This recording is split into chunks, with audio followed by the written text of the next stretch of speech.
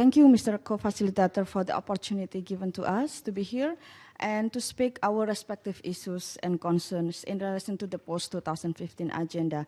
My name is Annie Lestari. I'm from Indonesia, and today I'm speaking on behalf of the Asia-Pacific Regional Civil Society Engagement Mechanism and the International Migrants Alliance to ensure that the voice of the most affected and the most marginalized by the current development model are heard.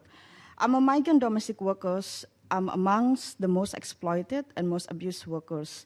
Like most of you, I also wanted education, prosperity, and dignity. But sadly enough, globalization and neoliberal dictates that expose Indonesia and many other countries to serious crises continue to threaten the security and survival of my family, leaving me with no choice but to migrate for work. Similar to others, I quickly found that the promises of better income and better future abroad was just another fiction. Death, exploitation, and denial of human rights are the realities of a system that promotes export and exploitation of migrant labor. What does this mean for the post-2015 political declaration? It means laying out a commitment and pathway to dismantle the foundation of the global economic system that promotes inequality, forced migration, and dependency on cheap labor. It must lay out a vision for new global, truly democratic economic and political system that are just, sustainable, and equitable. We call this development justice that I call on you to include in the political declaration. This means that you must acknowledge that the current system depends on and produces injustice and commit to remedying it. To deliver this, there are 5 basic shifts that must be included in the declaration.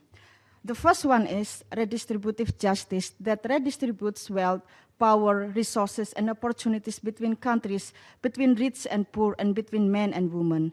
Your declaration must commit to democratization of global institutions and power, dismantle unfair trade, finance and investment system, and commit to fairer redistribution of land and to land reforms that benefit small farmers and communities.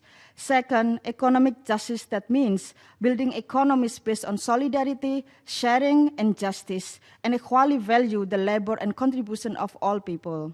It must not rely on the remittances and exploitation of migrant workers.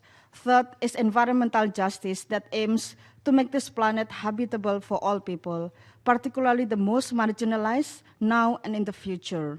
Fourth, gender and social justice that does not only promote gender equality, health, and well-being, but seeks to end patriarchy and the system that ensures women are cheap or unpaid labor both in the market and at home.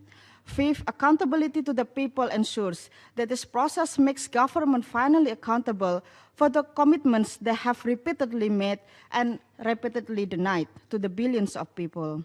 I hope that you can honor not just my request, but also the demands of migrants and women like me.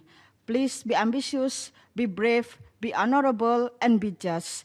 Please include development justice into this declaration. If not, please tell me where I should go to achieve this. Thank you so much.